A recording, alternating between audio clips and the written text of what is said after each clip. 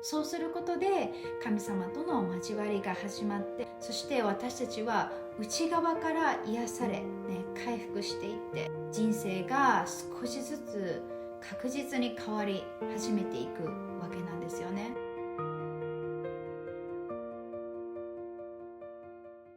こんにちは、さきです。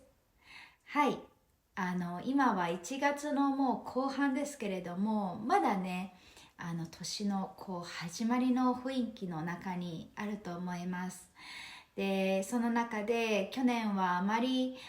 神様と共に歩めてなかったなとか、今までの人生は自分のことだけを考えて生きてきたけれども、これからは神様を求めて生きていきたいって、実際にこれはねコメントでも決意表明としていただいたんですけど、そういうふうに感じている人って多分他にもいらっしゃると思うんですね。なのでその方たちに特に励みになったらいいなと思って今日はお話をしたいと思います。皆さん、ルカの19章の1節から10節に書かれている徴税人ザーカイのお話を知っていますか？短いお話なのでちょっと今から読みたいと思います。ルカによる福音書19章1節から10節。イエスはエリコに入り町を通っておられた。そこにザーカイという人がいた。この人は徴税人の頭で金持ちであった。イエスがどんな人か見ようとしたが、背が低かったので、群衆に遮られて見ることができなかった。それでイエスを見るために走って先回りし、イチジクグアの木に登った。そこを通り過ぎようとしておられたからである。イエスはその場所に来ると上を見上げて言われた。ザーカイ、急いで降りてきなさい。今日はぜひあなたの家に泊まりたい。ザーカイは急いで降りてきて喜んでイエスを迎えた。これを見た人たちは皆つぶやいた。あの人は罪深い男のところに行って宿を取った。しかしザーカイは立ち上がって主に言った。主よ、私は財産の半分を貧しい人々に施します。また誰かから何か騙し取っていたら、それを4倍にして返します。イエスは言われた。今日救いがこの家を訪れた。この人もアブラハムの子なのだから。人の子は失われたものを探して救うために来たのである。はい、この話にね出てくるザーカイは、徴税人のトップということで、当時は社会的にも宗教的にもちょっともう罪人を象徴するような、存在だったわけなんですね。そうでも彼はその日イエス様をどうしても見たかった、どうしても見たかった。でも背が低くて、私のように背が低くて人がねいっぱいいたら見えない。もう自分には何ができるのかって考えて、思ったのが、よし木に登ろうっていうことだったんですよね。ザーカイが何歳だったのかっていうのはわからないんですけど、大人であることは間違いないですよね。その大人がねもう木に登るって、周りの目があればあるほどちょっと恥も感じるし、決して普通のことではないですよね。それでももうそんな周囲の目を気にせずに、とにかくイエス様を見たいっていう思いだけで木に登ったわけです。じゃあ彼の思惑通りイエス様が来られたわけですね。もうザーカイすごい嬉しかったと思います。イエス様が見られてね、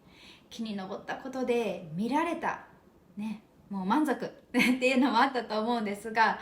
その来られたイエス様がなんとね、ザーカイが登っている木の下で止まって上を見上げられて、さらに話しかけるわけなんですよね。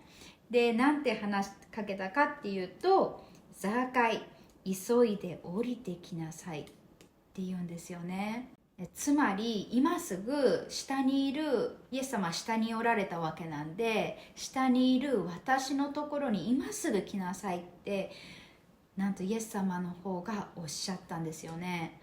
で、ザーカイはどうしたかっていうと、イエス様が言われた通り急いで降りてきて喜んでイエス様のもとへ行ったわけなんですよね。で、さらにイエス様は急いで私のところに来なさいっていうだけじゃなくって、今日はぜひあなたの家に泊まりたいって言うんですよね。つまりはあなたと時間を過ごしたいとまで言われるわけなんですよ。そう、もうザーカイ驚きですよね。もう見れるだけでよかったのに、イエス様が私のところに来て、あなたと私はね、一緒に時間を過ごしたいんだっていうふうにまで言ってくれた。それに対してザーカイはどうしたかっていうと、ね、もうイエス様が言われた通り急いで降りていって喜んでイエス様のもとに行ったわけなんですね。で、そのね、一部始終を見ていた周りの人たちは何をしたかっていうと、ジャッジをしたわけなんですね。イエス様は罪深い男のところに行って宿を取ったっていう風にね。でもザーカイは周りにね、その声に対して何か言い訳をするわけでもなく、ただ目の前にいるイエス様に向かって語ったんです。何かっていうと、主よ、私は財産の半分を貧しい人々に施します。また誰かから何か騙し取っていたらそれを4倍にして返しますっていうことですね。そう、彼はただ目の前にいる主に悔い改めたわけです、ね、周囲に弁明することなくイエス様に悔い改めたんですね。で、しかも今までなんか悪いことをしてきて生きてきたなとか、悪いことをしたなとか心で思うだけじゃなくって、これからどう生きるのかっていうのを具体的な行動としてイエス様に宣言されたわけなんですね。ここで思い出されるのが正教会の聖人の一人であるヨハネ・クリソストモスの言葉で、悔い改めとは言葉ではなく生き方を変えることであるっていう言葉なんですよね。ザーカイは心の中で反省しただけじゃなくって、これからどうやって生きるのかっていうのを具体的な行動として宣言したんですね。そんな悔い改めをしたザーカイに対してイエス様はこう言われたわけです。今日救いがこの家を訪れたですね。イエス様を見たいと願って、行動に移したザーカイですが、実はイエス様の方がもう彼にがっつり歩み寄って話しかけてくれたわけです、あなたと共に時間を過ごしたいっていうふうに。それに対してザーカイもそれを喜んですぐに受け入れた。そして悔い改めをしたわけなんですね。するとイエス様は今日救いがこの家を訪れたって言われたわけです。それはつまりは今もこの瞬間からあなたと神様の交わりっていうのは始まったっていうことだと思います。正教会の聖人であるアタナシオスの言葉で、神は人となった。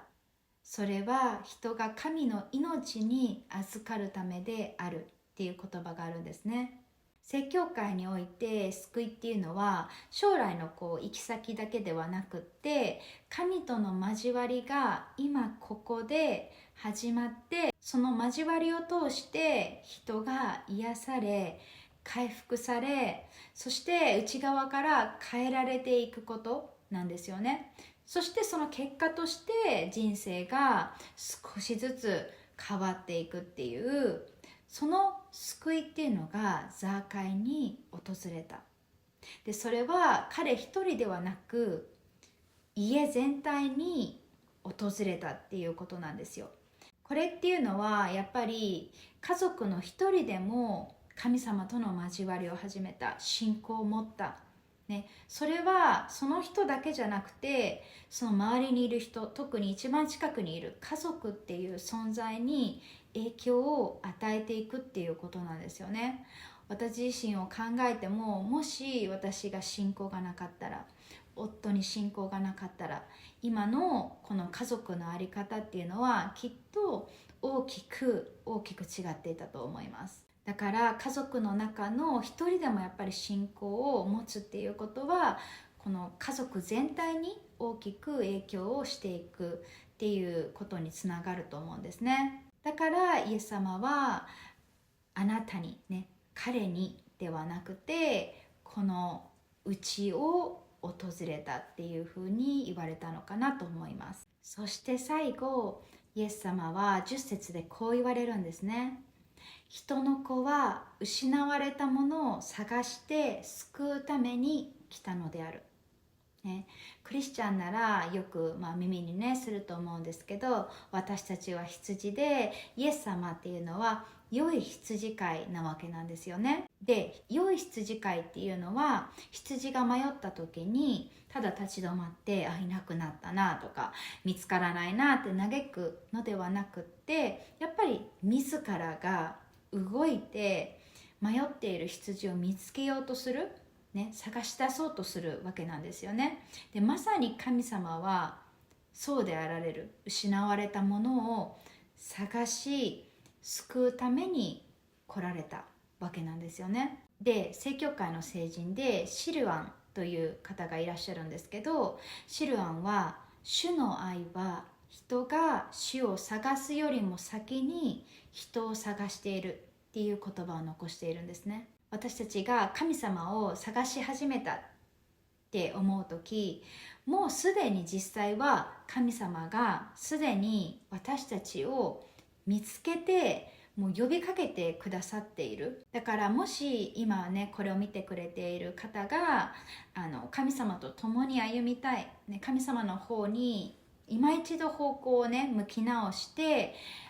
生きていきたいってもし思っているんだったら、神様はもうすでにそうしたいと願っておられるし、でその上で私たちがじゃあ何ができるかって言ったら、それに応答することなんですよね。神様との歩みをもう今始めるっていうことなんですよね。そうすることで神様との交わりが始まって、そして私たちは内側から癒され、回復していって、